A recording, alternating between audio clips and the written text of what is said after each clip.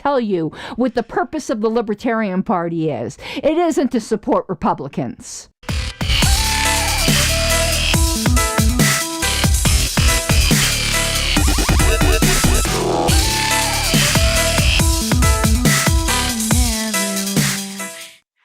Well, hello everyone. How are you doing? If you see me looking around a lot, if you follow my Twitter, we just adopted a new dog. I can't get her to sit on my lap yet. She's still very skittish.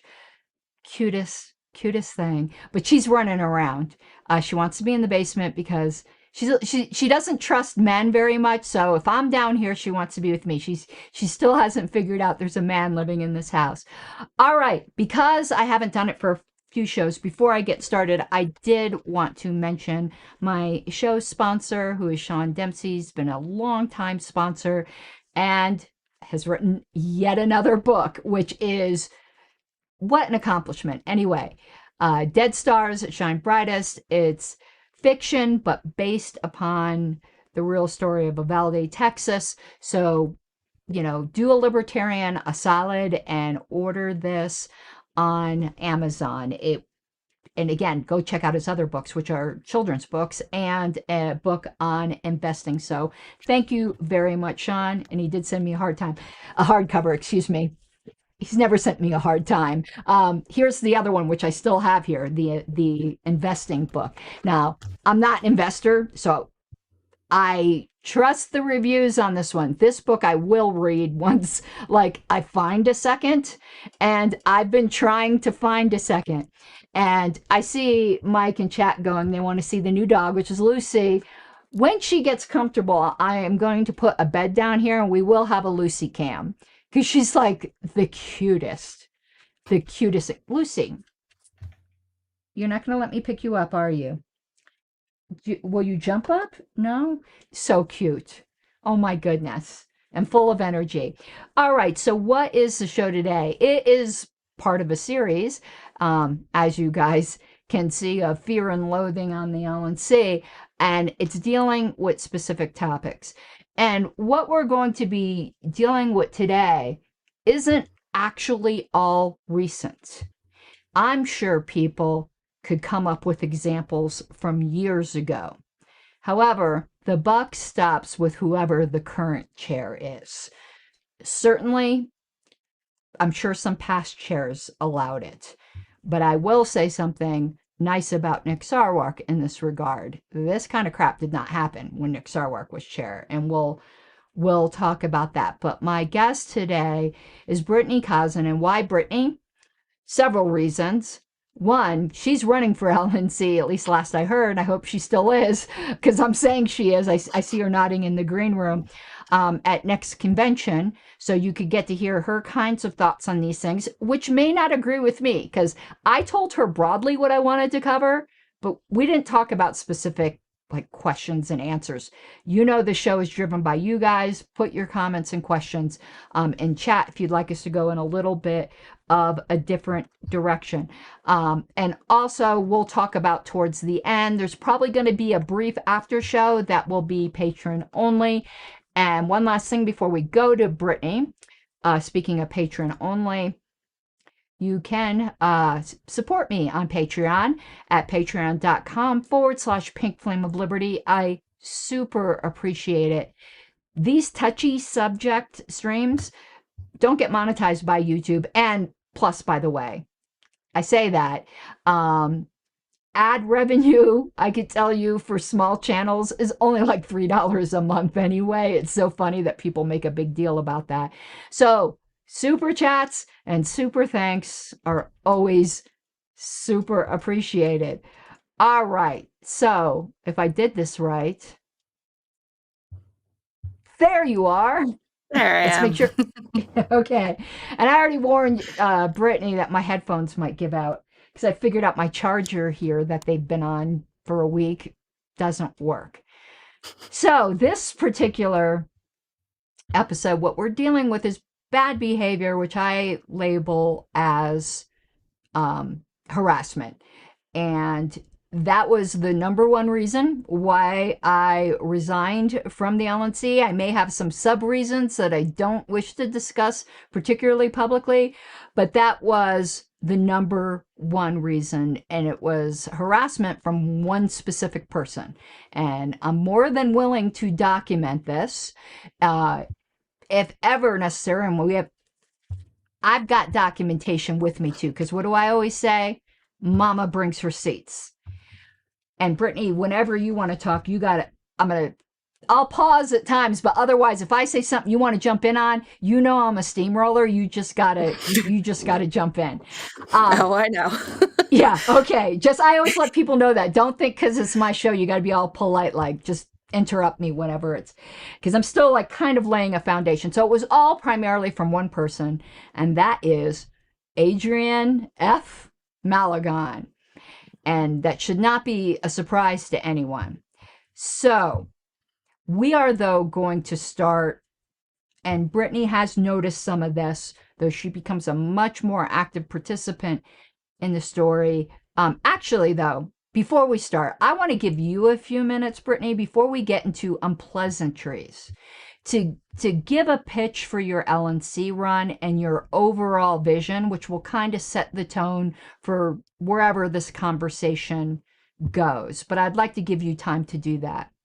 Okay. So the big reason why I'm running for an at-large seat, I'm not running for my region. I think my region, there's the candidates that are running and that are in now are fine. Like everyone everywhere could be better, but there's decent candidates that can run. I think at large, I always even with being my background as a firefighter and a nurse and everything, I've always wanted to advocate for the little person, for the people that don't have a ton of leadership and everything to help them. So I always want to help those that are a little behind the eight ball and things, and that's why I want to run for at large, because that helps those that don't have as many affiliates around, like are affiliated or have higher up levels of things. So that's part of why I want to do at large, and I just want to kind of bring some maturity. And again, big thing I'm on, even with my township supervisor race, is transparency and accessibility and approachability. And those are all things that I stand for and want to bring to the LNC. And with everything that's been going on lately, it just kind of lit the fire under my ass a little bit more and really is like, yeah, let's do this. I'm not thrilled always, because I hate running for office sometimes because it's a lot of work, and I work full time, and I'm a mom, and I have like the kids and the family and everything else and my business. So it's a lot, but sometimes it's things that need to be done.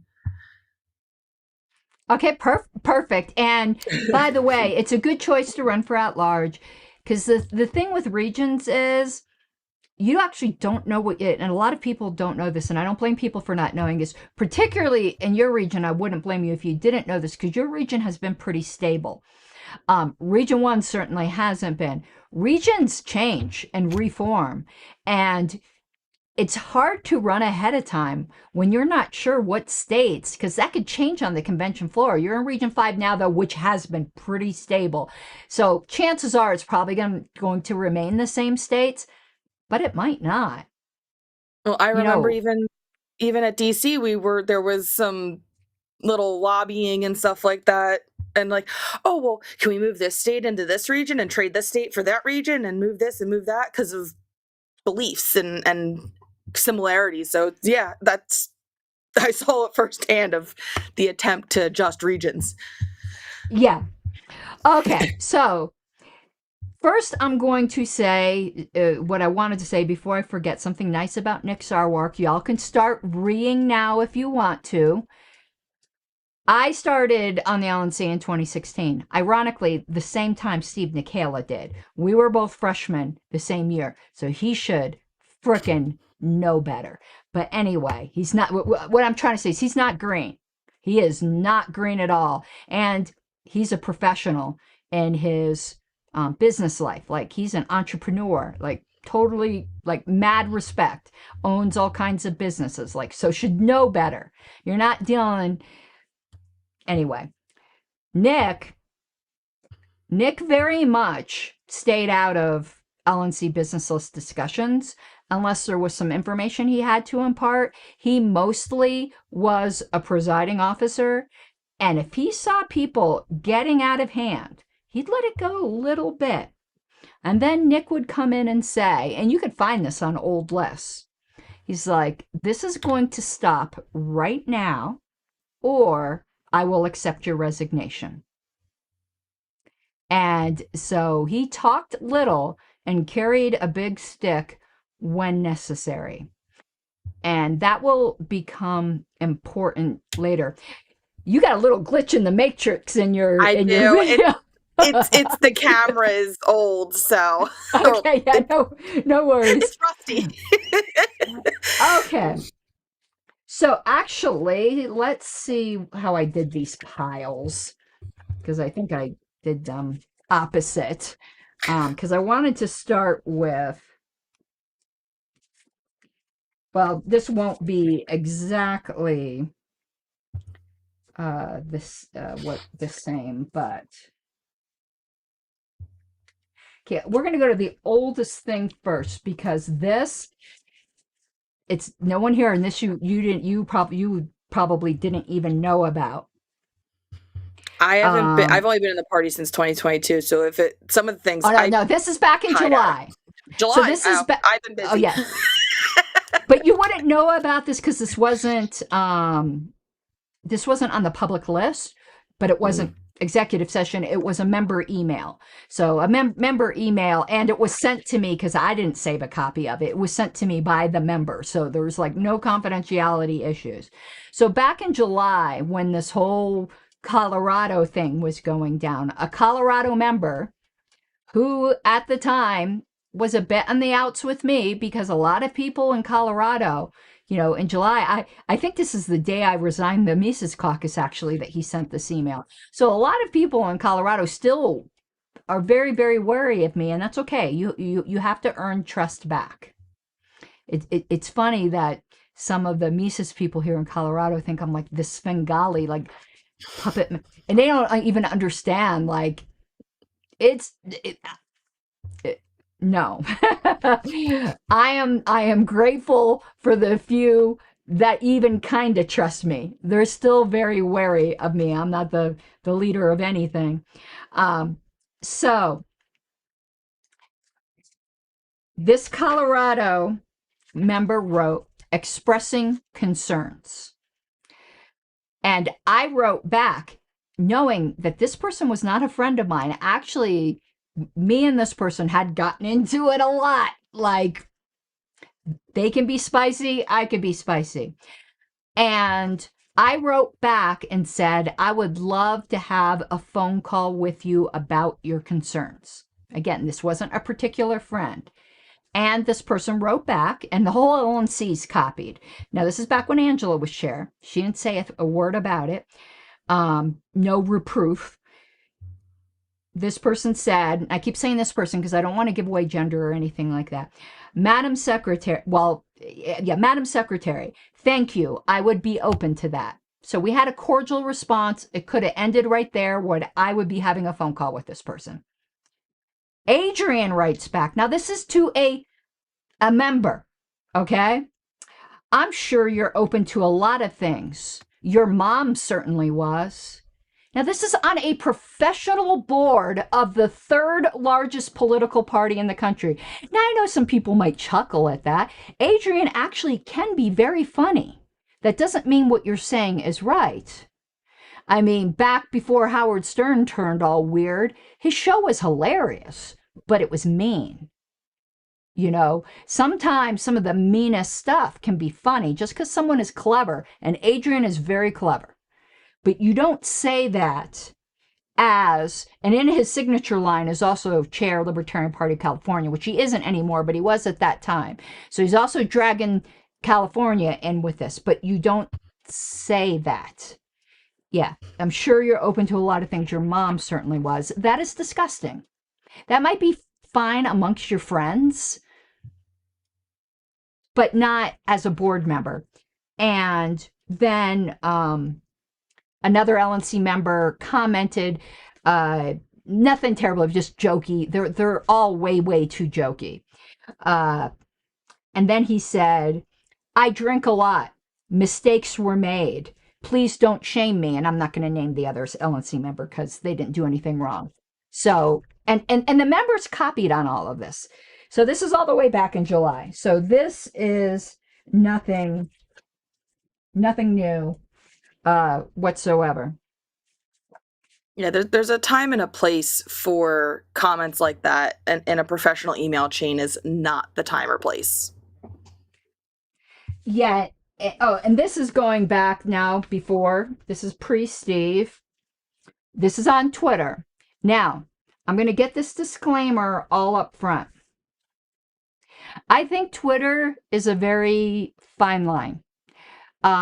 There are times you're speaking as a board member and times you're not. If you have in your bio your board position without any disclaimer, I think you've just made it a quasi-official account. And even if you have a disclaimer, like I always did, if you're directly talking about party business in a way that an LNC member would, that particular correspondence can be considered an official thing. I do not believe in, though allegedly Steve does, policing the social media of LNC members. I think they could get a bit feisty when they're clearly, outside their position. Like a lot of people got upset with me when I responded to President Biden a while back, telling him to go F himself with a barbed dildo. That obviously was not in my LNC role. I wasn't responding to a party member. I was responding to the president talking about COVID requirements. Okay. Now, I think that's perfectly fair game, but some LNC members don't. And when they were trying to remove me for putting the Colorado candidate on the ballot, we all know that's what it was about. But they tried to bring in other accusations, and one of them was my Twitter feed. And it was because I was calling out fraud and Angela's cult-like behavior, which it turns out I was more right on than I even knew at the time. And I was calling her dear leader. And that was allegedly one of the reasons for my removal. As if Adrian hasn't done far worse.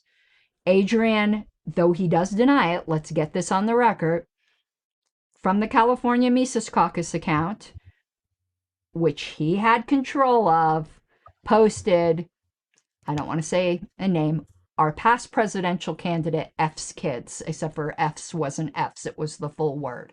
And then he tried to deny that he posted it. He denies that he posted it. And it came up with this wacky story about how National Mises hacked into the California Mises account. Like, that's credible at all. So in any event, he denies it. I don't believe him. It was an account he controlled.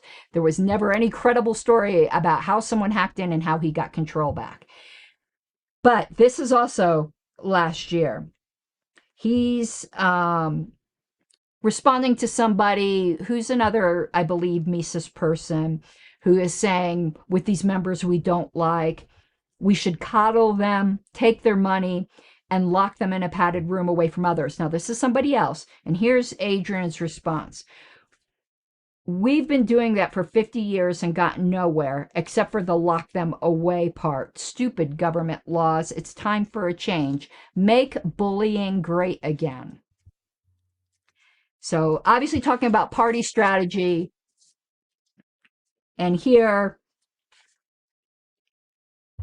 this is speaking as chair of California to a Judicial Committee member of California. And he posts that picture of Trump, making fun of the disabled person in response to one of his own Judicial Committee members. And she won't mind me saying who it was. It was to Avens O'Brien. And everyone knows Avens is a pro. You might not always agree with her opinions, but she doesn't resort to that kind of stuff. She doesn't act like that. She is a pro. And then, and here's where we start getting into where I've said that he has made comments that are of a sexually harassing nature. And when I say that, I don't mean jokes that might be adult. When you're amongst friends, listen, if anyone ever watched Cult of R.O.N.R., I mean, Mike and I make lots of raunchy jokes, but we're friends. I'm not harassing him. He's not harassing me. We both know the rules or what it might be.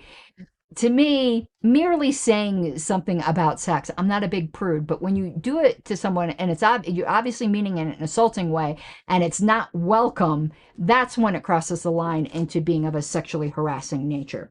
So while I was in my suspended status, I have tennis elbow, and this thing, I hate seeing it on camera. And I don't play tennis. It's just my dumb old aging body. So when I was on my suspended status, which means I was still secretary. I just couldn't exercise my rights as secretary, but I was still part of the board, which Mr. Wannabe Secretary never understood that when he was calculating votes and things like that, but never mind. He said this, and this is disgusting, to Hannah of college. Now, I'm not saying she said anything sexually harassing. He said this to her about me, because Hannah was talking about me. So about me, she really needs to get laid. Nice, right? To a fellow LNC member. To be fair, though, it's hard when spouses sleep in separate bedrooms. I can't really say I blame him.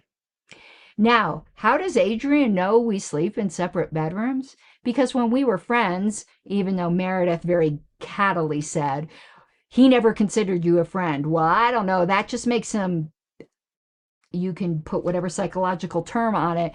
What do you call someone that you've probably spent, that you had 3-hour phone conversations with multiple times a week? I would consider that a friend. If he doesn't, that's on him. He knows that because as a friend, I had shared, my husband has sleep apnea, really, really bad. And it's like a freight train. I can't hear like a dog barking 10 streets down and sleep. So in order to be able to sleep, that is why. And then he takes information said in private and does something like this. Now, he's gone ahead and repeated it again, but he's not an LNC member anymore. And now, who cares? It just reflects upon him as a person, where he repeated the same thing and then actually directly addressed Wayne and said, take one for the team, Wayne. Like, in the non-libertarian world, libertarians aren't going to do this. And obviously, Wayne would never do this. But in the non-libertarian world, you get punched in the face for shit like that. But you can get away with it with libertarians because we don't do that. And Wayne would never do that. But it's no change. Okay. And then I can't remember if he said this to you or somebody else, because I only have the screenshot of him saying it, and you can let me know. It wasn't to me. I hope you get laid someday. You clearly need it. I think I know who it was, and that one wasn't you. I think I know who it was. This is a current comment. It was to somebody in LP Alliance. Now, here's ones where he just goes off on legitimate, I don't even like saying disabilities, because I don't consider my autism necessarily a disability, but the federal government would classify it that way. Secretary Kennedy, curing autism is the only hope the LP has to become a serious organization and survive. Way to just like... That just attacks like 90% of the LP. And just people with legitimate... But I would go and say, I think 90% or more of the LP is some level of neurospicy. Like, that's what makes us the way we are, and honestly how successful we are. Like, well, and to be fair, I don't think Adrian's one of them. I do not think Adrian's on the spectrum. But in my opinion, this is my opinion, I have to keep saying that because his lawyer girlfriend keeps saying, she's going to sue me. You're allowed to express opinions. I think the way that he can say that he could have all these close, intimate as friends, discussions with people and then not consider them a friend, and then the way he can turn on people and use stuff, I think it is, in lay terms, not technical, clinical, psychological terms, it's sociopathic. Like he's like one of the worst people I've ever known. It's not normal. It's not normal. And you're allowed to say opinions like that, normal, Meredith. But... it's not normal in like, yeah. And but here's the thing with what a lot of people don't understand, like, how did Adrian end up on the LNC, or how was I friendly with him for a while? Are you just stupid? Yeah, I am a little bit stupid, probably. But like most people who have layman's term, not a psychological diagnosis whatsoever, those kinds of sociopathic characteristics, they can also turn on the charm. And Adrian can be, when he wants to, quite charming. I know people who have only been on the nasty end of his personality don't know that, but anyone who hasn't been knows that well. So then he goes, now he's attacking affiliates, which, other LNC members have done too, and they get chastised for it, but Adrian wasn't. And this is recent. This is 2025. Imagine a world where county affiliates focus on local issues instead of pointless and stupid resolutions on federal matters. Isn't that nice that because he was an at-large at this time, an at-large member basically calling county affiliates, saying they're doing pointless and stupid things. Way to represent them. Here's back in February, right after Steve was elected. Somebody did a poll about why people aren't donating. LNC members should have taken that to heart. And a member said, if you donate, we'll pretend we care. You won't get, and he's talking to Adrian, you won't get donations as long as someone like yourself is representing the party. Listen, is that kind of harsh? Yeah, but when you're on the LNC, you're going to hear harsh things. And I'm sorry, it's part of your job to suck it up, Buttercup. The disrespect you show in the framing of this poll is exactly why you're failing. And it was a sarcastic poll, if I'm getting him right. People who donate expect professionalism. And what was Adrian's response? It could have been, I was just joking. I was trying to interject some levity, whatever. That's a lot of words to say, I'm a loser, to somebody we're trying to get donors again. Speaking of donors, okay, I want to jump in here. Some of his emails. So there's a way for non-libertarians to get onto the email chains and on the email threads, because they're like semi-public. One of my largest donors got and signed up for the email thread. And Adrian and his very wise word choices actually cost me that donor. She was disenfranchised with the Republican Party, was looking for the options of the third parties, was doing her research, and was in with like the Constitution Party and the Green and Tea Party, like everybody. And she was looking at libertarians because my husband and I, being libertarian, she heard a lot from us, so she was looking into it. She got on the email thread, saw some of his emails, and was like, this is how you guys behave in professional business emails. And this is when Angela was chair, and I had brought that concern to Angela, and Angela was like, oh, I'll speak to her. We're in August of 2025, and Angela's no longer chair and still hasn't spoken to that donor. So, but yeah, he was, that was probably donor. That could have been when he was really going after Todd, and I don't mind mentioning other LNC members, other names, as you can tell I'm not mentioning, because these are private people. They don't need to be dragged.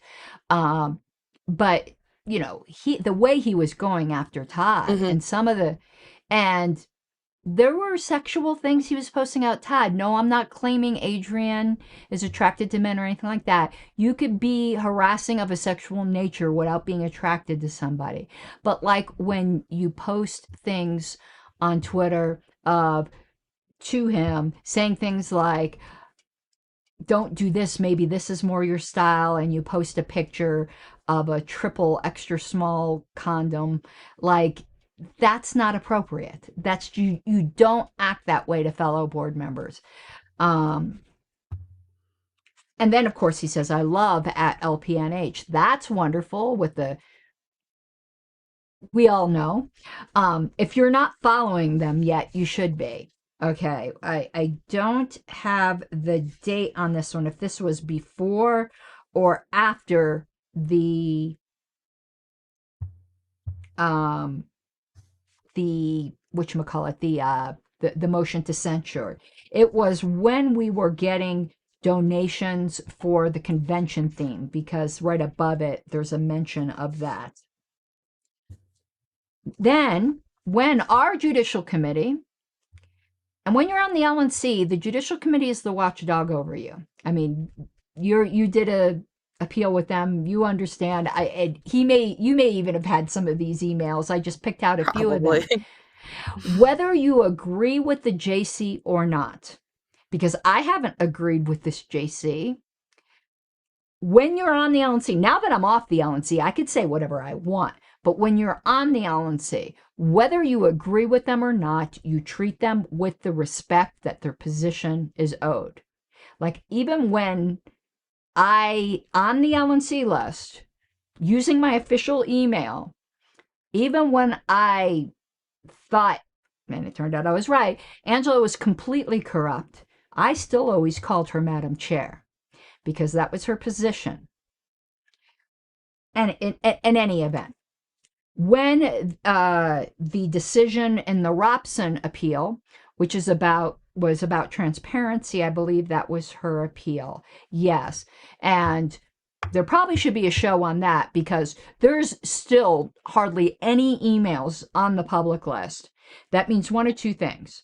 They're having conversations that should be public that are in disobedience to this JC decision, because unless an LNC member rats them out, who's going to know?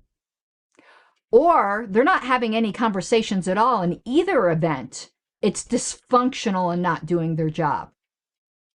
It's like when you talk with somebody, you're either stupid or dishonest. Which is it? Neither of those options are flattering. So they're either not talking about things at all, which means they're not doing anything, or the disobeying a JC thing, because every conversation is not executive session material. I do believe certain things should be in executive session, the things that are laid out in the bylaws, and that's it. And that's what the JC ruling was. But anyway, this Robson JC thing, when the JC delivered their decision to the LNC, there's only really two appropriate responses. One is to say nothing, and the other two is to thank them and just leave it at that. Instead, Adrian responds, this has got to be the most incompetent and corrupt JC in LP history. These are people elected by the delegates, and funny, elected by Mises delegates, but in any event. And I know Adrian claims not to be Mises. He's not part of the National Mises Caucus, but he used to run like a sequel or spin-off, the California Mises Caucus. And here's the thing. He's not Mises. This is my opinion. Don't sue me, Meredith. This is my opinion. My opinion is he's not part of the Mises Caucus because he wanted more power and Michael Heiss wouldn't give it to him. Because if you talk with him, he doesn't disagree with anything they believe in. So it's not an ideological thing. And he hated Angela way before everything came out about her. He hated her when he resigned from the Convention Oversight Committee. He had all, and I told so many people, I better watch her back, because I knew how Adrian was, even though like not as bad, but I knew He was vengeful, let's put it that way. And I said, he's laying in wait for her. I go, one day he will extract his revenge. It took a year, but he did. I firmly believe, my opinion, don't sue me, Meredith, is that, and I know Meredith will go, yeah, you've mentioned libel before. Yeah, when it's actual libel. There's very few things when you're a public figure that are actual libel. If it has to do with your role as a public figure. Anyway, it gets complicated. I'm not an attorney. I'm not going to pretend to be one or play one on YouTube. So anyway, yeah, we got that. So yeah, he's Mises in spirit, even though he might not be Mises in name. So what I was going to say, in my opinion, just my personal opinion, he didn't go after Angela because he was really truly offended in his ethical soul by what she did. He went after her because the opportunity was there and he'd been lying in wait for her for a year and he wanted to be party chair.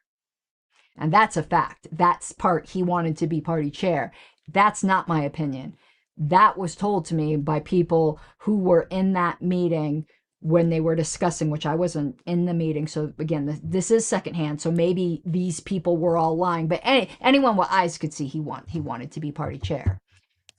And I will keep bringing this up. He's never been elected by delegates. He's been an appointee in every single LNC position he's had. He's never been elected to the LNC, either by California delegates or by national delegates, because Angela was right about one thing. He's unelectable.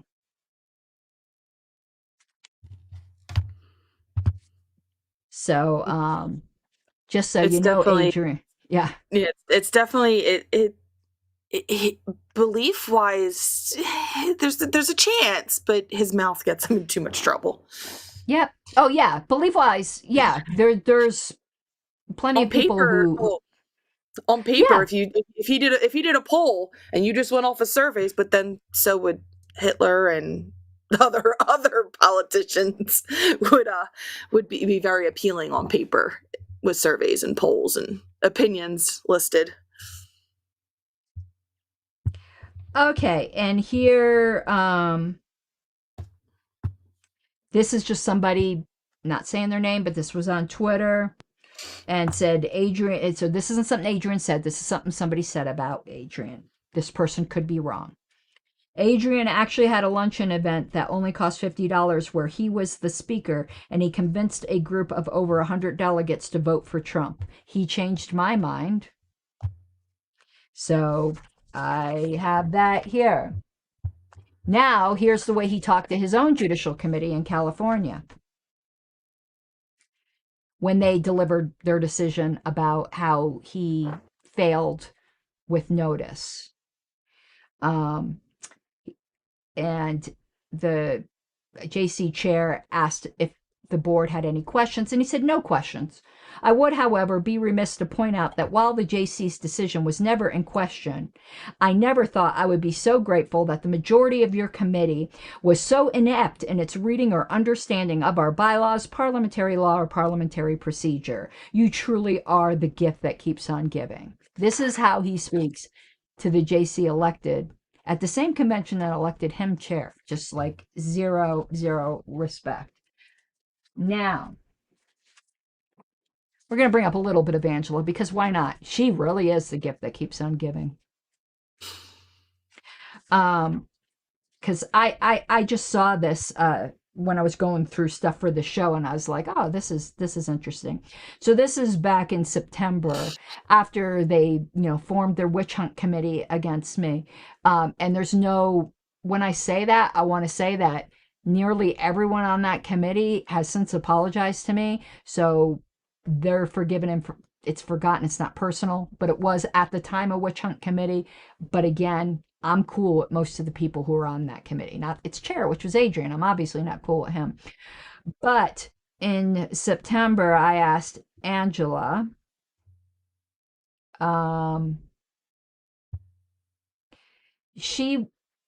I don't know if she was accusing me of attacking somebody. I don't know.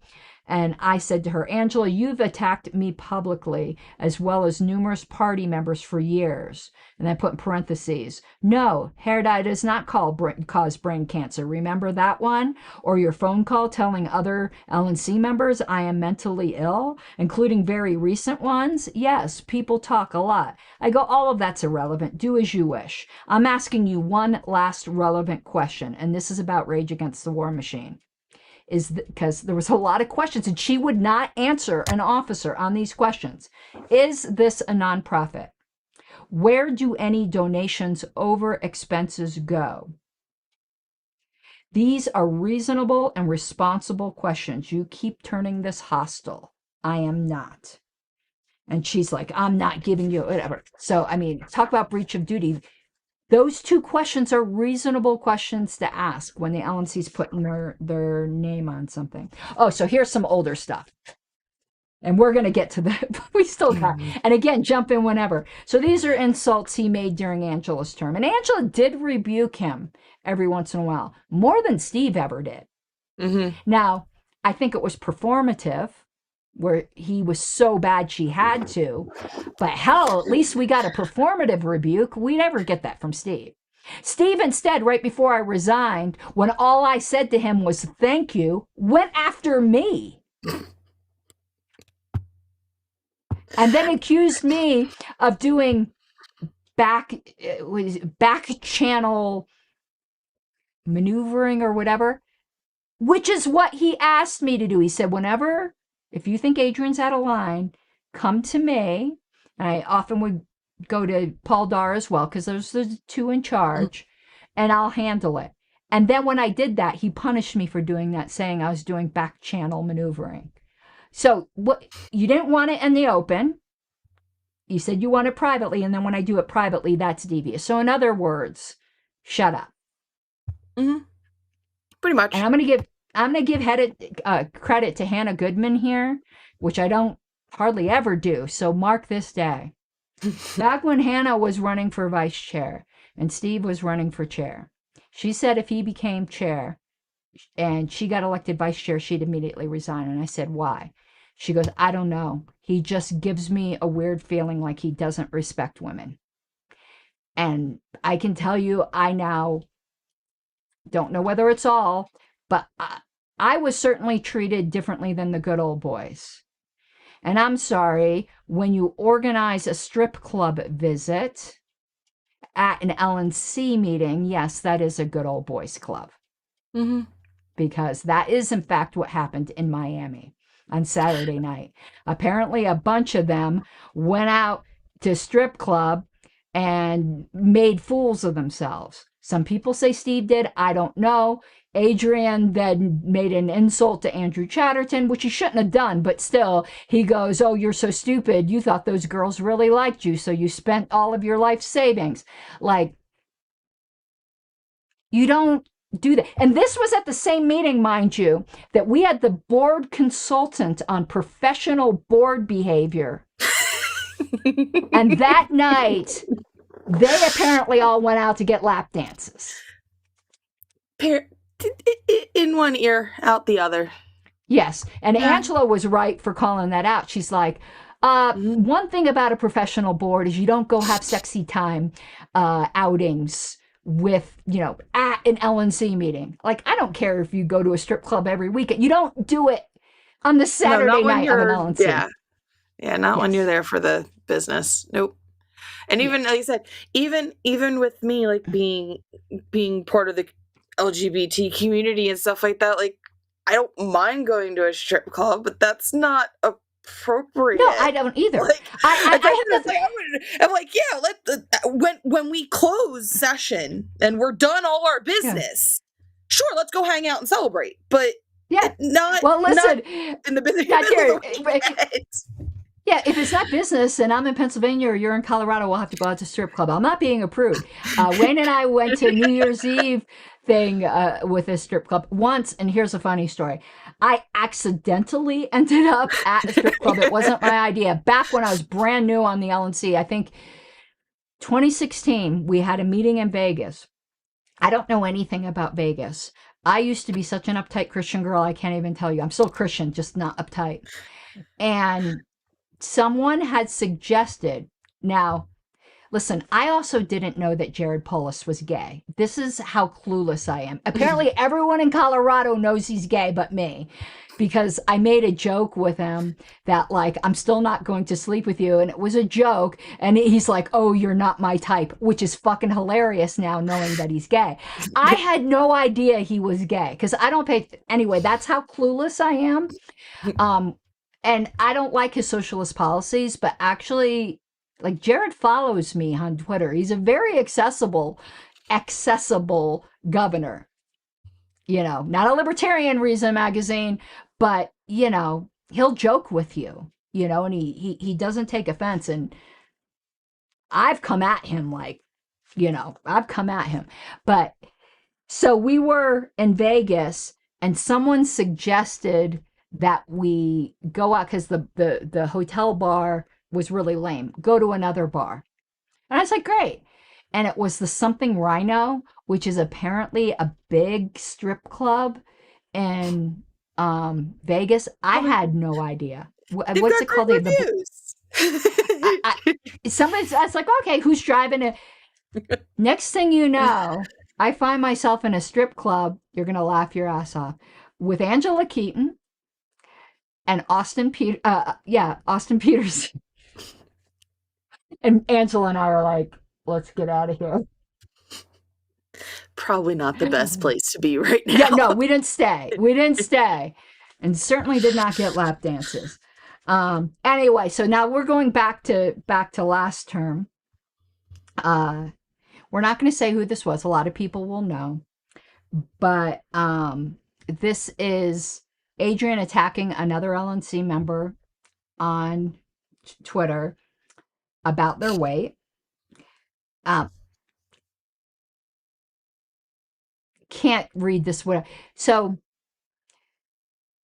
Adrian's an equal opportunity weight maker fun of, because he makes fun of Andrew Chatterton's weight as well. And actually, she's been open about him being an ass with this and currently has a lawsuit. So I don't mind saying. So he was going after Beth Vest for her weight. And the funny thing is, Beth is not large. Like, Beth went on a weight loss journey and actually looks fantastic. It's not, so you're not even, you're attacking someone for maybe used to be what you would consider, and everybody's opinion is different, overweight, because I'm not trying to body shame anybody here. So the Libertarian Party of Louisiana, where she's from, said Region 7, Beth Vest, has been repeatedly attacked about her weight by Mr. Malagon via social media, uninvited and unsolicited. And if anyone has questions, LPL keeps a MOSH level receipts. So a state affiliate was actually complaining about it because she was their representative. And they forgot to put Region 7 representative. They just said Region 7 Beth Vest. And Adrian goes, so you're saying she's literally her own region, but I'm the mean one?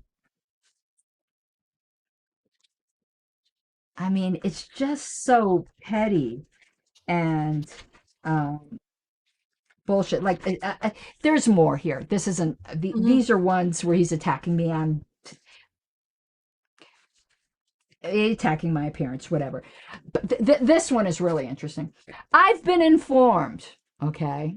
Talk about passive aggressive. Like, that's female level passive aggressive. Like, we females, we know how to be passive aggressive bitches, okay? I've been informed of an X account from 2020 that has about 37,700 posts. Yeah, I'm chatty. This means on average, they're posting about 25.8 times a day. It's probably a lot more than that because I didn't use my account for a while. But yeah, I post a lot. I enjoy it.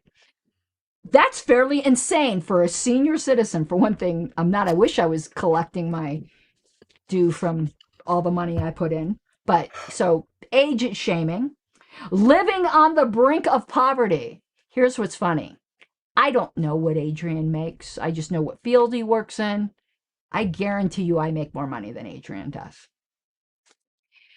Imagine if those were job applications instead. So there's been times where I've been unemployed. I don't know if that was one of those times. So poor shaming. you know? Yeah, but I guess he hasn't seen my LNC Twitter page. Yeah.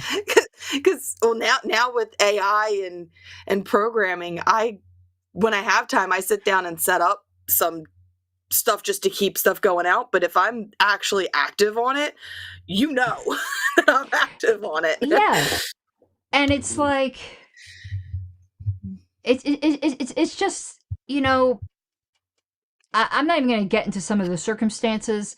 Like one time when I had found myself employed, but it was actually a tragic circumstance.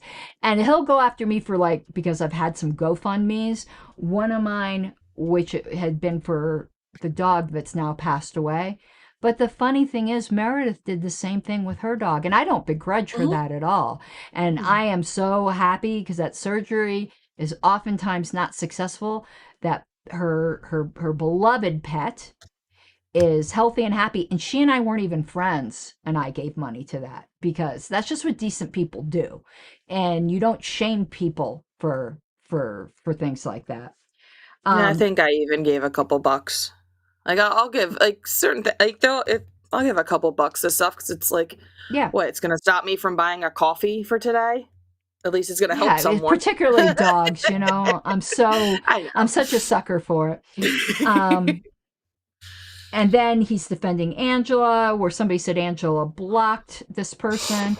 He's like, so she blocked you because you're annoying and an idiot. You're too stupid to bother engaging with. And here's Beth again to Adrian. I suggested he hire some writers. Now, she was doing a little repartee with him. That's fine.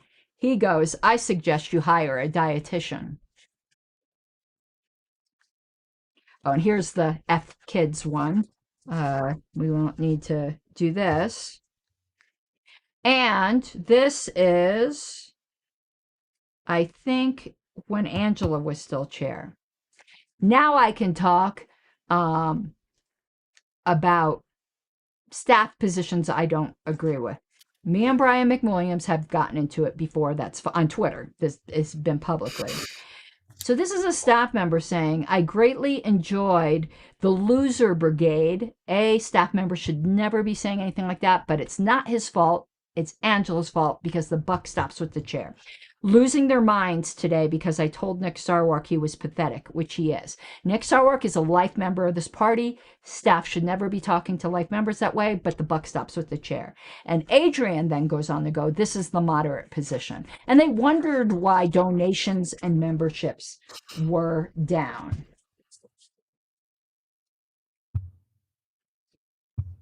Now, this is funny from him. Libertarians who screech my principles every time they see something they don't like or understand. Yes, no, people understand it just fine. Have no business near a professional organization. So our party's trademark, besides Libertarian Party, is the party of principle. But people who say no principle have no business near the party. Got it. They embarrass themselves and the rest of us with their severe lack of tact. Adrian is going after people for severe lack of tact. Okay, good. A mirror would be great in that situation. Yes. And this is, if you, at the time, I was Googling something else. And so this is a Google search result. So really anyone could see this about an email ballot. And he's insulting, so this is public, insulting Todd. I didn't realize dwarfs get so testy, or whatever your equivalent is when they're misidentified. Okay, this one we already went over. Here's Beth again. I don't know what the context was, but it was something about disclosures, I believe, and I think it was about Rage Against the War Machine. Beth said, we don't know each other, but I'm guessing you don't know a ton about these deficiencies. Adrian said, I've seen enough to know who you are and why you use ton as a standard of measure. And I'm not going to say who this other person is because they're not in the LNC and whatever. And this person said, demanding apologies is stupid, but this cow, referring to Angela, nope, that's not nice, but it's a member. You're going to hear not nice things from members. This cow certainly owes Redpath one. And then Adrian says, how does she not know what a cow looks like? She's seen one in the mirror enough times. Crazy. You don't say that to members. And this is the time yeah. frame of where my donor was. Yes. Where I lost her. This is that time frame, because then she started doing some research. Yeah. And he goes, I get asked, why are you so mean to some people? Do you have to mock them? His answer, yes. Some people clearly weren't bullied when they were younger, and it shows. Their parents additionally did them a service by lying about how great they are. Welcome to reality, loser. Now we're getting into interactions with you. But this is just a taste of the past. And one screenshot I want to show. So most of these were pre-Nikela, meaning him being chair, but he was on the LNC. But he wasn't on Twitter that much. But he was aware of what was going on, and he was aware of the stuff that he would do on the LNC list. So some people could think what I'm going to say next is dirty politics. I'm more than willing to say, you know, sometimes things are what they are. I've never hid about what happened. When it was time for Angela to go, and we had to elect a new chair,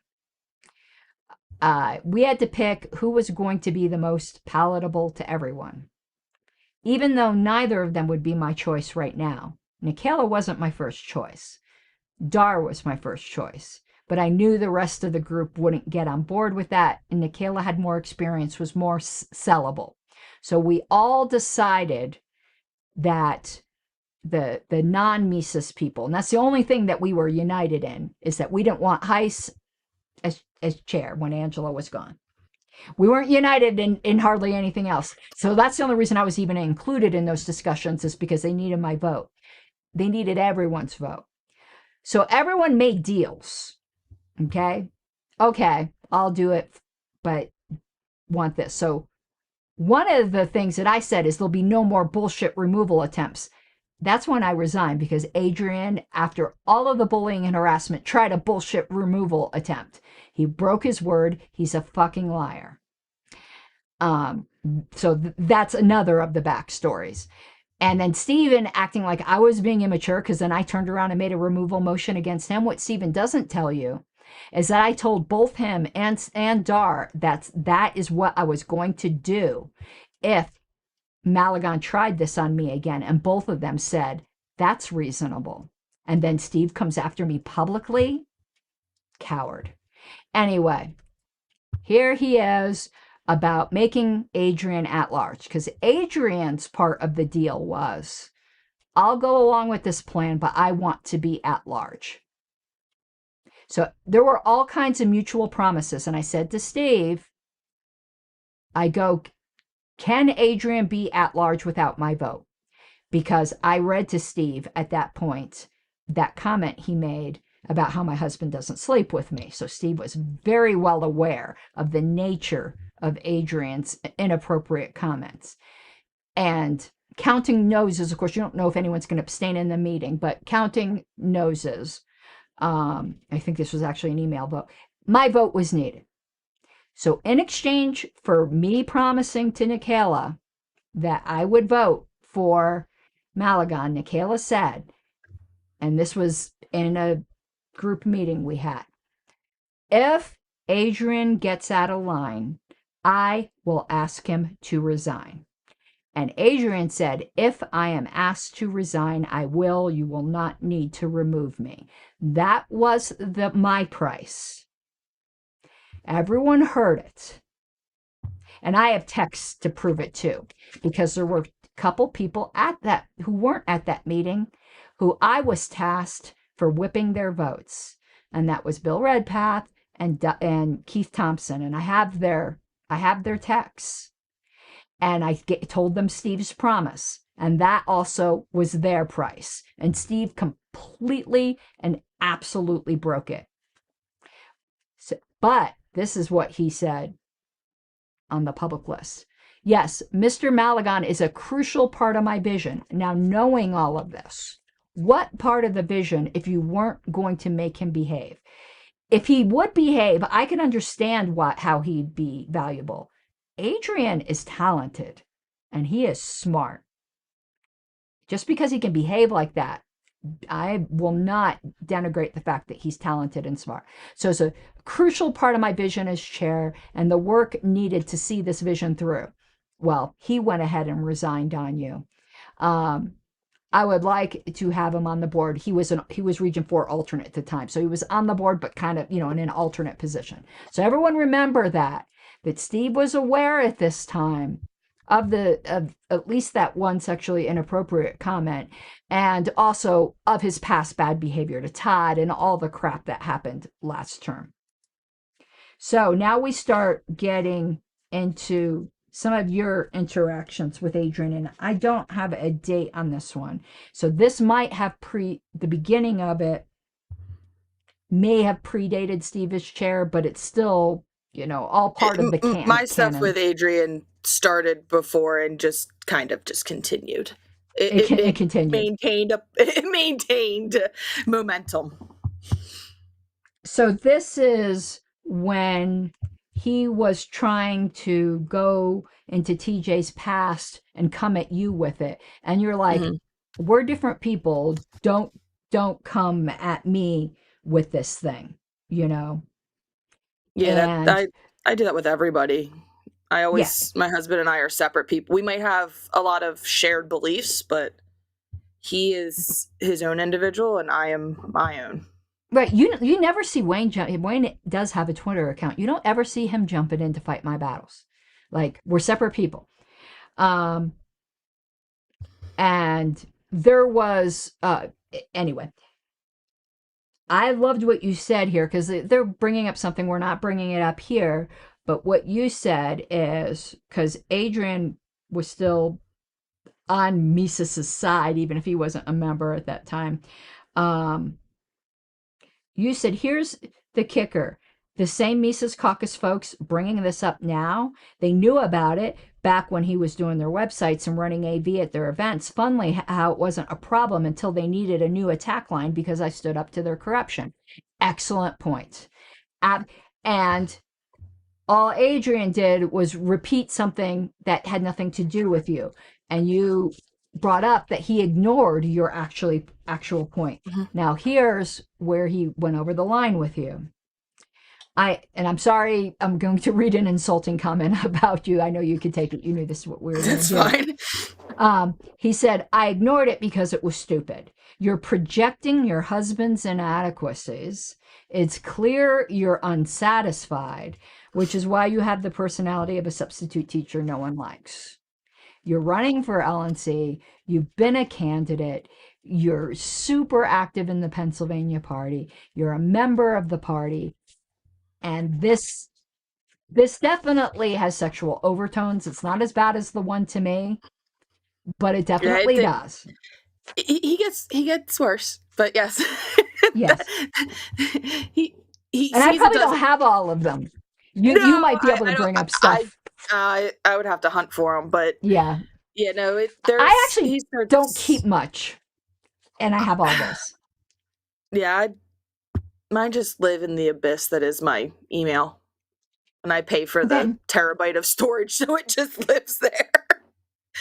And then he does this long thing, and he ends with an objectively false statement. Whether it be you, me, whoever, people don't like me, people don't like you, whatever it might be. Though, to be honest with you, except for Adrian, I don't know anyone who doesn't like you. Honestly, I'm not saying that to kiss your ass. I just don't. I don't think I really. You're an don't easygoing person. Yeah. And Adrian says to you, Brittany provides nothing of value to the party or the movement.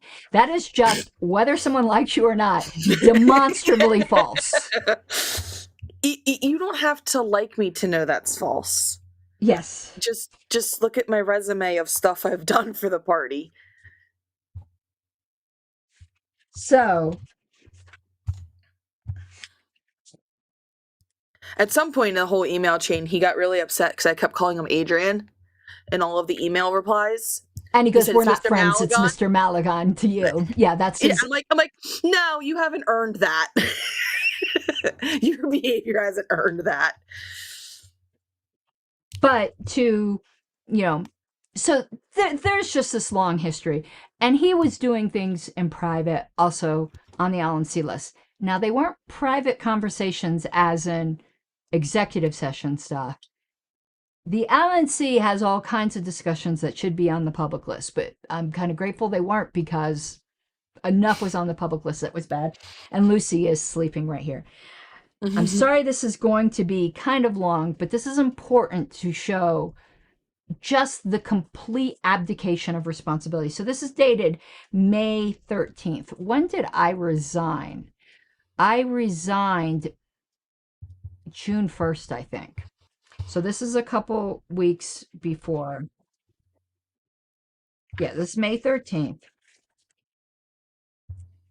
There was actually two on May 13th, because he went and misbehaved again within an hour of this first email. Because I used to text them when I had an issue. So this will, the title of the email is, "I'm just going to reduce things to email," because I was like so frustrated at this point that he didn't keep his promise.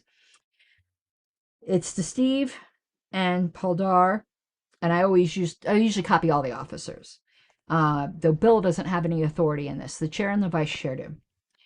I said, "I will not fill up your texts any further," which means obviously I'd been sending a lot of texts before. "I'm going to lay out my view here to the board officers. I was made a promise when I agreed to vote for Adrian for at-large. I helped secure some votes based on that promise, that if he continued acting the same way, he would be asked to resign. He has gotten out of line more times than can be counted. Other LNC members, quote unquote, on our side, are fed up as well, but go ask them yourself. Adrian's last email was the last straw. This is the third time he has insulted my personal appearance and gone way out of decorum. This is an extremely hostile work environment. Not that I'm sure that applies in the nonprofit world, and I'm not saying that in any technical or legal sense of the word, but I'm appealing to both of your professionalism. You would not tolerate the way he talks about me in your business life. I also made a promise to you, Steve, that if I had an issue, I would keep it private." Now, I'm released from that promise because he never kept his, and not on the LNC list, public or private.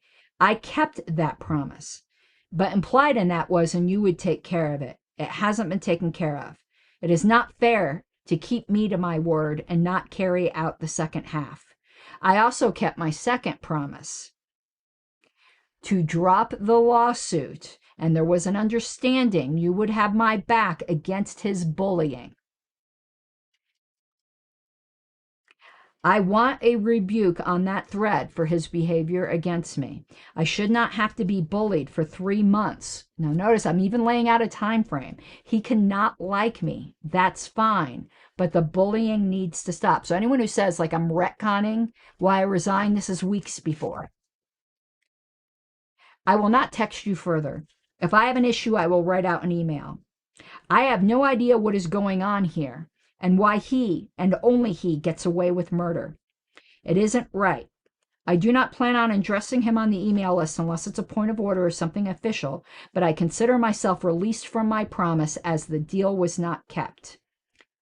You will likely see no difference, as I have no desire to have any fights with Adrian in front of the board. It is embarrassing and would be against the new proposed code of ethics. But I'm very disappointed that I was left out in the cold like this, and I do not believe you will enforce the code against him. And then I also complained about the way he treated another LNC member. So it wasn't just me. And the way Jesse was spoken to wasn't right either. So just went on that. And that wasn't actually Adrian. That was Ben. Ben went after Jesse. Not, and I ended it with, "This isn't like Ben." Because people may have a lot of problem with Ben with what he allows in New Hampshire. He's not nasty on the LNC list, and he's not a bully on the LNC list. That censure motion really got under his skin. And then, so that email was sent is 2:36. Then at 3:19, he has done it again. Are you going to do anything about it? I quote the policy manual now, and I quote the harassment policy. And then I said, I ask, so this is an official complaint after I quoted all this out, that Mr. Malagon's harassment of me cease and I do not suffer retaliation. I am over this. So I filed, and it's actually subject. Official complaint is the subject. I want to put it so people can see. I quoted, I don't know if it's focusing, but the policy manual up at the top, you can see there. My camera didn't focus well. Then I made a harassment complaint against a different LNC member.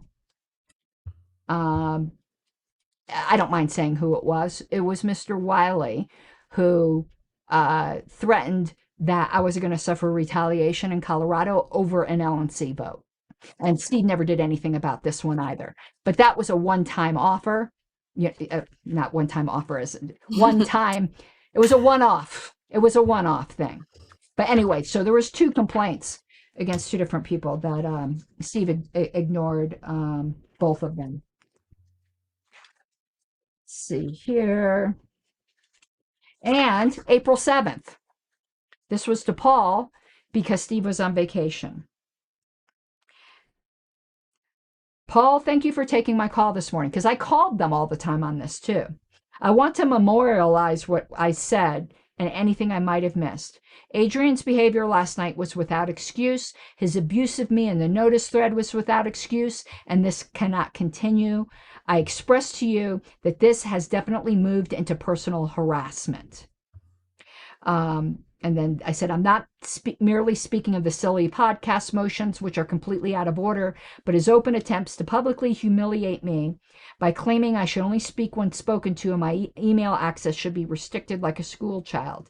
I am nearly beyond my wits' ends with this, and something must be done. Like, if you see all the, like, if you had seen all the text, like, the mounting pleading with them to do something is, if this was a professional, like I was a paid employee, like they would be in legal liability here. Nonprofit volunteer board, it's not the same thing.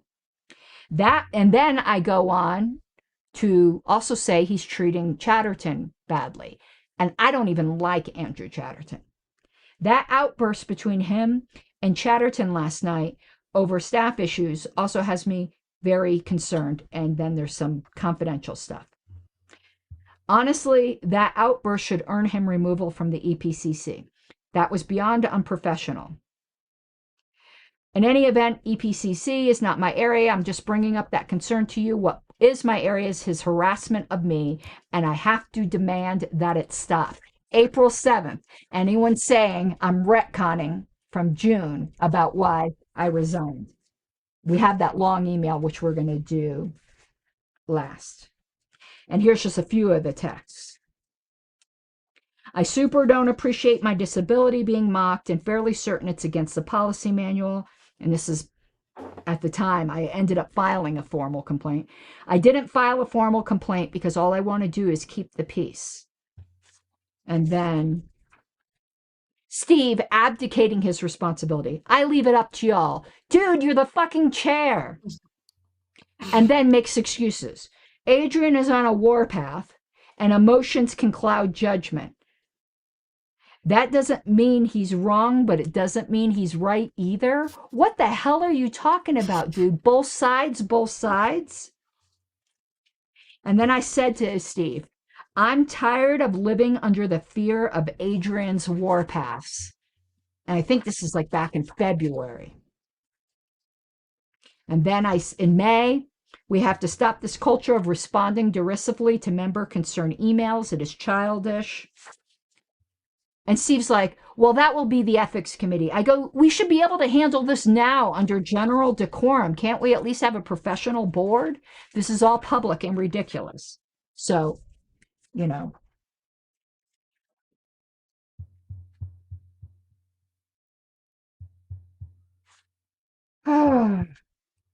And then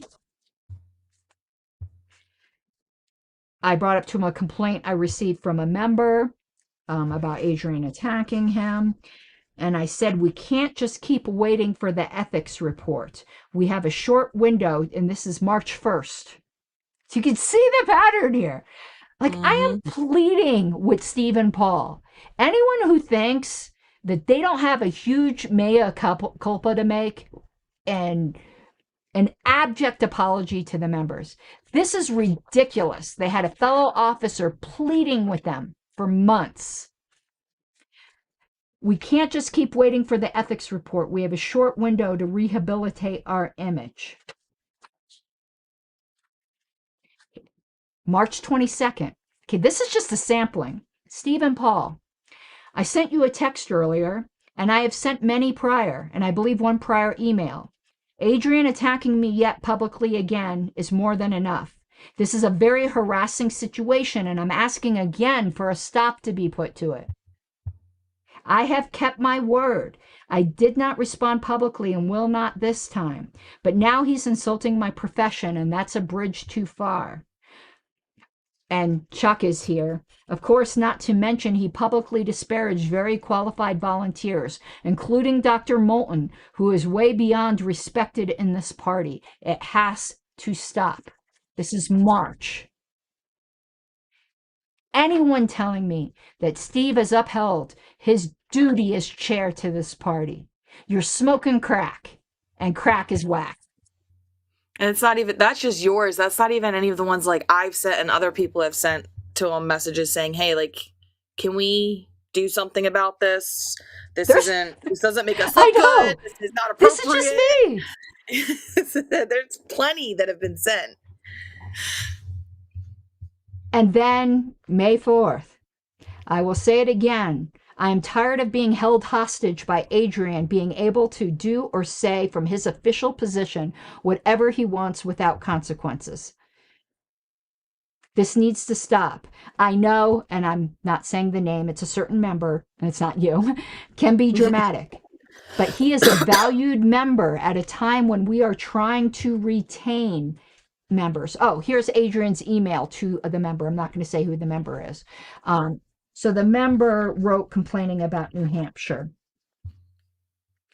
And Adrian writes to this member, your existence besmirches the party. The fact that sending this body a whiny email at 10 p.m. your time on a Friday is a priority makes me sad for you. And then he goes on to make, again, a sexually inappropriate comment. It's not that he's flirting with him. It's just you don't bring up people's sexuality when you're being insulting to him like this. You should be at your local gay bar enjoying life. Now, I don't even know if this person is gay or not. It doesn't matter. It's still whatever. And two more. Now we're going back into February. See a pattern here, anyone? Stephen Paul. Adrian is back into his routine insulting. It's not even against me. And in fact, at times I share his irritation with Mr. Chatterton. But we cannot go down this path of bad habits. There was a promise that this would not continue. Now, Steve keeps claiming there were no promises. All the times I mention promises, don't you think at some point you should have came and said, you keep saying there was this promise. What are you talking about? He never denied it. Never, ever denied it. There was a promise this would not continue. If everyone can't act that way, no one person can act that way. Again, I share with you internally his frustration at Mr. Chatterton's obvious politicking.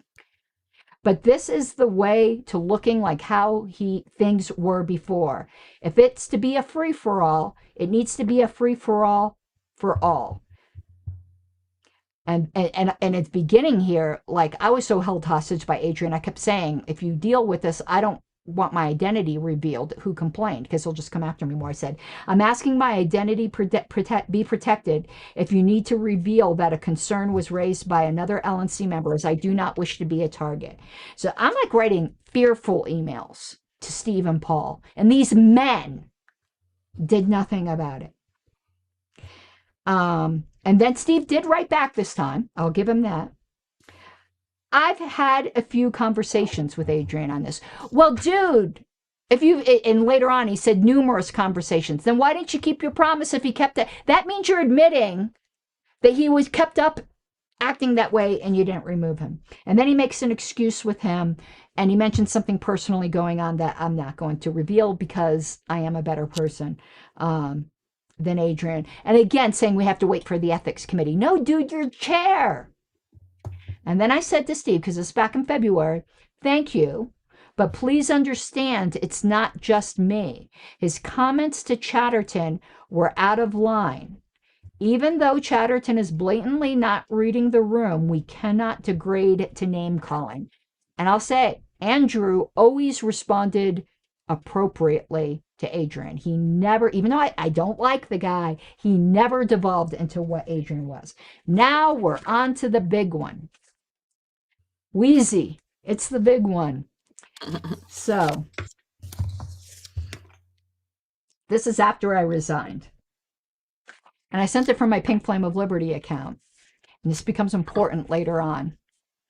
Because Adrian sent something just to the LNC about an email I sent them.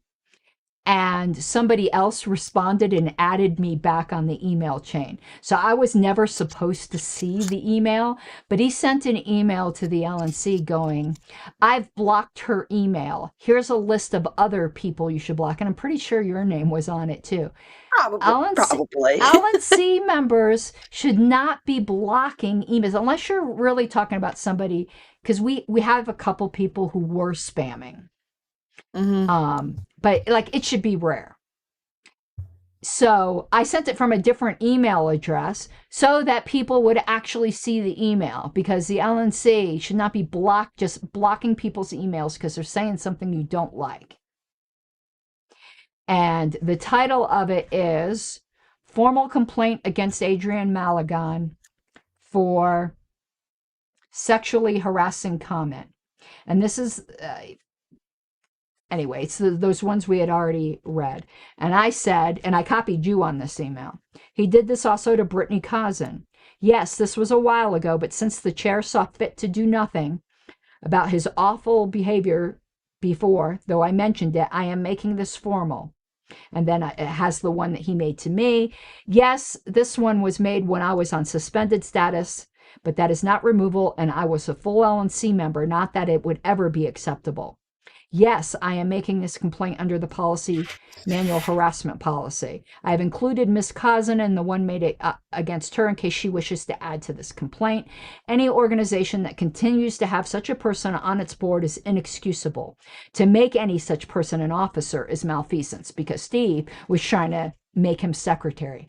After all of that, Steve was advocating to make this person an officer. Let alone your position.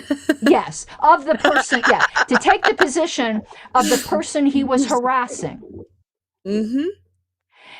And I get it when some people were like, because I asked some LNC members, why was he made interim? And they're like, no one else wanted to do it. And I get it. Secretary can be hard to fill. You know, you don't have to fill it from just the LNC. There were plenty of qualified people outside the LNC who would have done it on an interim basis. Plenty. They never asked. But anyway, fine. Okay, maybe you didn't realize that. But you know you can elect someone from outside the LNC as an officer. And when the vote came up, Steve, if I remember correctly, voted for Adrian after all of this. And so did Paul Dar. Mm-hmm. And Paul will say, well, it's because I promised him. Well, you shouldn't have promised him. Then maybe it's not your vote that was the problem. It was your promising. And my religion says I have to keep my promises. What does your religion say about protecting women from sexually harassing comments by men, or just being harassed by a man in general, or being bullied by a man in general? And ungodly promises aren't enforceable. That's why, I'm sorry, I don't know if you're a Christian, so I'm sorry if you're not. I don't care either. Yeah, okay. So I tell biblical stories a lot. there's a story about crap, I'm forgetting her name. Oh, Rahab, who she received in some Hebrew spies that were like casing out the city this is in the Old Testament, of a bunch of evil people.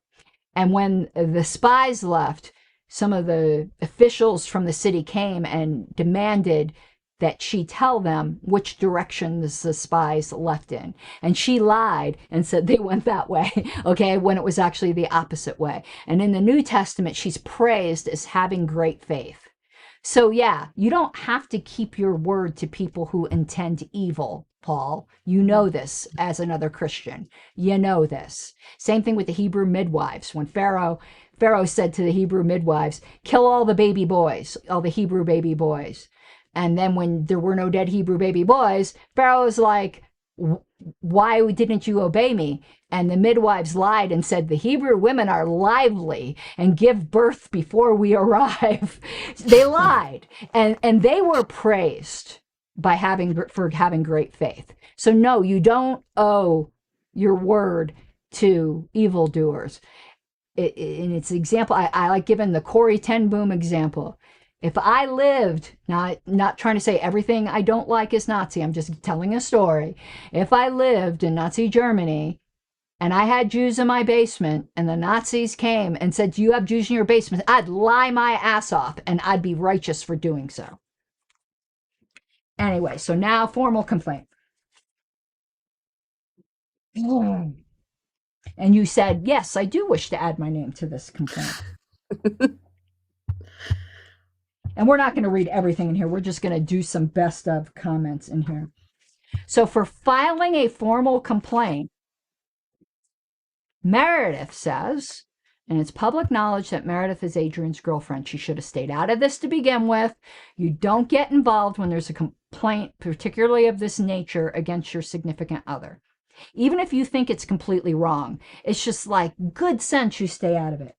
So in complaining about Adrian's behavior, she then says, please stop engaging in harassment of this board. So it's harassing to report bad behavior to the board. I don't think you realize I don't think you remember how bad Meredith was in this thread, Brittany. I don't. I think I chose not to remember. It was bad. Like me rereading it, I was shocked. And I said back, members get to complain about threats and sexual harassment. And you actually did reply to her, and you replied very professionally. Dear Ms. Hayes, I'm disappointed, but unfortunately not surprised by your reply. Raising legitimate concerns about threats and inappropriate conduct from an elected representative is not harassment, it is accountability. As a candidate for national office and a delegate to the 2024 National Convention, I have both the right and the responsibility to engage with the LNC when standards of professionalism and decency are breached. If another member of the LNC, not named Adrian, were to speak to one of us the way Adrian spoke publicly to me about a life member of this party, you would likely be among the first to decry it. Nailed it. That's all. I nailed it. That it came from within seems to have changed the calculus for some. I refuse to accept a culture of silence, retaliation, and dismissal. If raising my voice against bullying and verbal threats now qualifies as harassment, then perhaps the problem isn't with those speaking up, but with those unwilling to address the behavior in question. And then Steve does respond to say the policy manual doesn't apply here because he wasn't speaking in the course of his official duties. Now, with the one to me, he was chatting with Hannah. So I think you could say it wasn't in the course of his duties, but the one to you most definitely was in the course of his duties. He was speaking as an LNC member. But okay, fine, Steve. So the policy manual particulars, the formalities, may not apply, but still general decorum and board fiduciary duty and duties of care and all of that still do apply. You don't need a policy manual to tell you that you should do something as chair about someone acting that way. This was a cop-out worthy of an actual cop.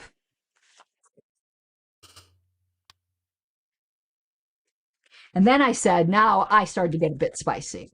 Nice to know you condone sexual harassment and promote those who do the same. Are you going to investigate his official harassment complaint of 2 months ago? And by the way, now that Adrian's resigned, it's probably moot. But before he resigned, even though I resigned, that didn't extinguish my complaint. That complaint was still a live complaint that needed to be dealt with. My resignation doesn't moot it. No. Nor does his resignation from the position either. You know, I think technically you're correct, but I would let that one go. Technically, Angela could have deemed to have been worthy of removal even after she resigned. But she resigned. You know, it's kind of like one of those, like, you quit the job, but then they make you unhireable, like you can't be rehired. Yeah. So it's like, we could have done that and things like that. You still can get in trouble from stuff when you were in a position. Yeah. And, you know, the resolution against Angela was the way to handle it. And whatever. And then Steve makes the people who complain, he blames the victim. I don't like using the word victim, but this is like such gaslighting, victim blaming. You all heard from me reading the desperate multiple emails and complaints I made in private to Steve that they did nothing about. He goes, no, I do not condone threats, harassment, or misconduct in any form. I call bullshit. Nor do I condone politically weaponizing accusations or bypassing due process. Going to the chair is due process. That's what Robert says when somebody has absolutely broken decorum. No one was asking for him to be removed in this complaint. For that, there is due process. If there's an official, properly filed complaint alleging misconduct in the course of LNC duties, I will timely and respectfully review per our policy manual. Again, I call bullshit. You didn't do it on my 2 prior complaints. I still don't have an answer on them. And one of those people is still on the board. But he's going to say it wasn't in the course of LNC duties, so whatever. But it doesn't matter, Steve. You still have authority above and beyond that. The reason why we have a harassment policy in our policy manual, by the way, isn't because that's supposed to comprise the entirety of it. It's because it's mostly for staff and not necessarily the LNC. And it's because our E&O carrier required that at least something be in writing. But that didn't mean that anything that just a professional board, you still have those general duties. I will not allow LNC leadership to be dragged into public show trials. Really, Steve? Really? Isn't that what happened to me that you voted for, even though you were the one on the phone the morning I turned in the nomination paperwork to Colorado, encouraging me to do so? And then when I posted on the LNC list that I did, you thanked me and then later condemned me for it? You're going to say that bullshit wasn't a public show trial? Dude. Manipulated by personal vendettas. You want to know something? Somebody's motive, it doesn't matter in reporting something. For instance, Angela embezzled from the party. I don't like her. The fact that I don't like her doesn't matter as to the truth or falsity of whether or not she embezzled. The DC Attorney General's office isn't going to say, I'm not taking these complaints because these people don't like her. Generally, you don't like harassers, Steve. So you saying you can only complain against a harasser you like?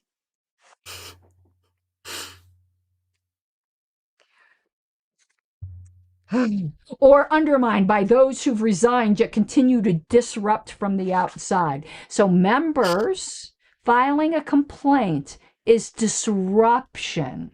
That reminds me of what Adrian said, believe it or not, and every member should be offended by this.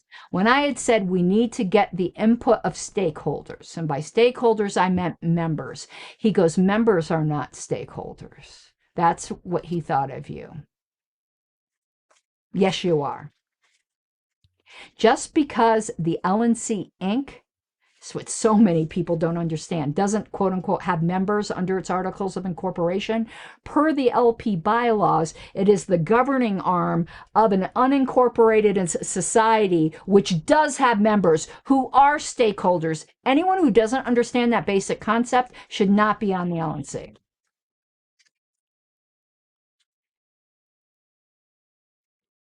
And then Meredith says to you, and this is abusive, I'm sorry.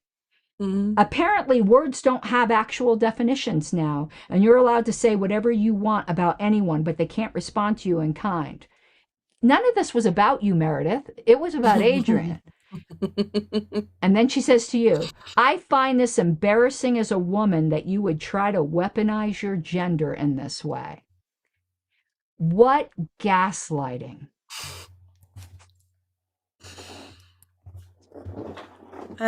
Yeah. And there's not even anything we can I know, say. it was so bad.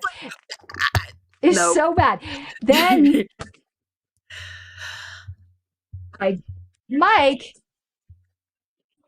Seebeck's calling me. He's on the text me if you need to, Mike, because I can't answer the phone when I'm on this stream. Anyway, I know some people have problems with Austin Martin. I've got some problems with Austin Martin that he's well aware of. I'm seeing if Mike is texting me. He needs me to call him. I'm saying I'm in a show. See if he gives me any clue as to what it's about. I can't just... He said, okay, he must not know. Okay, I'll call you later. So I guess he was watching in the beginning and then stopped watching. So, but Austin responded very professionally to this, if you remember. I'm not going to read his whole thing, but one thing here, it's important that when people come to us with concerns that we hear them with due seriousness and respect, even if we are frustrated by the content of their complaint. That is the professional way to handle.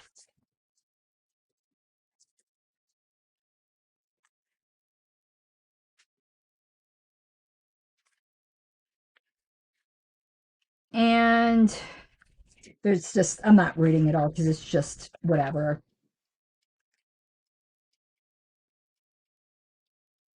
And he accused you and me of weaponizing outrage for political aims. Like Steve, that was Steve. Like, my God. Oh, and I said, I brought a formal complaint. It is not extinguished. I want its resolution. You are blaming the complainants rather than the issue.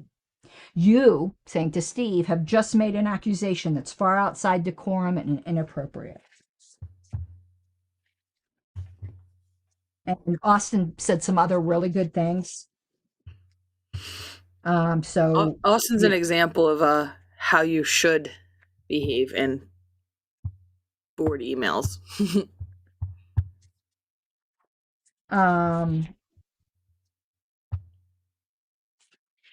And then Meredith again accuses me of harassing the board and brings up that I, quote unquote, bragged on X that I have 15 Gmail addresses.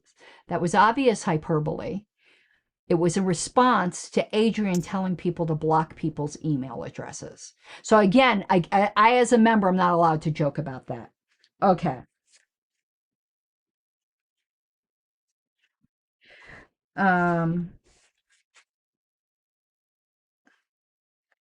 And you responded to Meredith. We don't need to read the response. It was very professional, your response. And I think that's probably. Oh, and here's Meredith being very professional.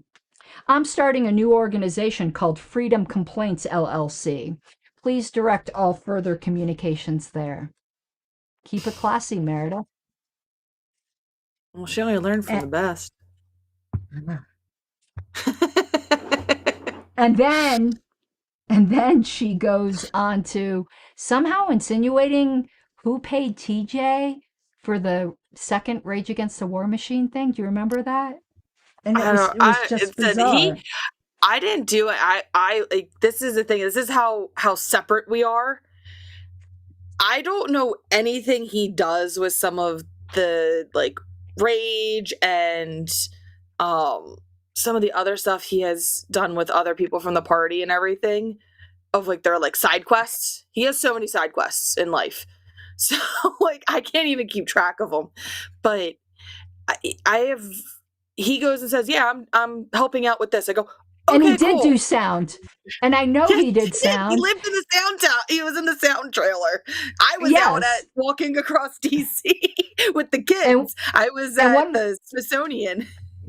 well, one reason I know he was in the sound tent, A, I saw him, but B, he testified in my trial because he was in the sound tent and he overheard over the radio Mm-hmm. someone, I'm not going to mention her name, it doesn't matter. I don't even think she's involved in the party anymore. Mentioning to Angela, "Oh, Harlos is here. What do you want done?" And Angela's like, "You got to remove her." It was a public event and I wasn't doing anything wrong. I was just attending. And TJ overheard that. And that's Mm-hmm. apparently when TJ became an enemy. Yeah, that person is no longer with the LP. Yeah, I can confirm that's that. what I thought. So I didn't. There's No, no point that in is bringing. 100%. And she is on my blocked list. She is one of the few people that does She's not like also me. she's also on my blacklist. All right, so that's it. I don't think we don't really have any after show stuff. We had talked about maybe doing some before, but I get up at 4 in the morning because I don't work, right? That's why I have to be I in get Philly at 7. yeah, I get on the bus. I mean the train every day at 4 just to go to Denver and take a picture to pretend like I have a job. I don't know if you saw that Twitter thing where someone goes, "What's your obsession with Denver? Do you live there or something?" And my response, because it was a joke thing, I go, "No, I hop on a plane every day, fly to Denver, take a picture, and fly home." On our private jets. Oh my goodness. So everything here is documented, and other things are opinions. You can come to your own conclusions. If I were to pull up the officer texts and read through all of them, you probably would have 15 more examples. I really don't care right now if Steve or Paul or whoever likes me or doesn't like me. They owe me and the party a huge apology for allowing this to go on. Just like you don't have to like you like someone in order to make a complaint against them, you also don't have to like someone to apologize when it's due. I've apologized to plenty of people I don't like when I did something wrong, because none of us are angels. So I'm not even saying that I am so upset because they screwed something up badly. You want to know what? Humans are going to human. And everyone screws things up badly. The test of integrity is how you handle it after you fuck up. Because I expect everybody to fuck up. What do you do afterwards? That is the measure of a man. And when I say man there, I mean humankind. It could be a woman too. That's just an expression. So we're going to close this out, but I also want you to promote your Medical Freedom Caucus. If you'd like to give a couple words on that, and then we will close it out. Okay, so I am the founder of the Libertarian Medical Freedom Caucus, and pretty much, if you are familiar with anything libertarian, we don't want the government involved in medical decisions, and that's pretty much the basis of this caucus. And Avins is actually on the board, so so like when you brought up her, I'm like, oh, Yeah. yes, I love having Avins on the board. But yeah, we just kind of stand for being able to make our own decision with our doctors and not having anyone say anything to us about it from the government. And I do have a book. I don't know if you knew go I wrote a ahead. book. No, this is your time to. Let me get my full title here because it's a little and stuff. But my book is on Amazon. It's Liberty Rising, a plain spoken guide to the libertarian movement. And pretty much it's basic common words of what it is to be libertarian, and kind of helping convert those little L's to big L's, and kind of really getting people understanding what we stand for, and that we're not just pot loving weirdos. Because that's what I tell people. Some people might be that too. It's like pot. You just like pot. And like, that's not all we stand for. That's just something we're known for. But the book goes and covers like everything about what it means to be libertarian and how to get there. Oh, awesome.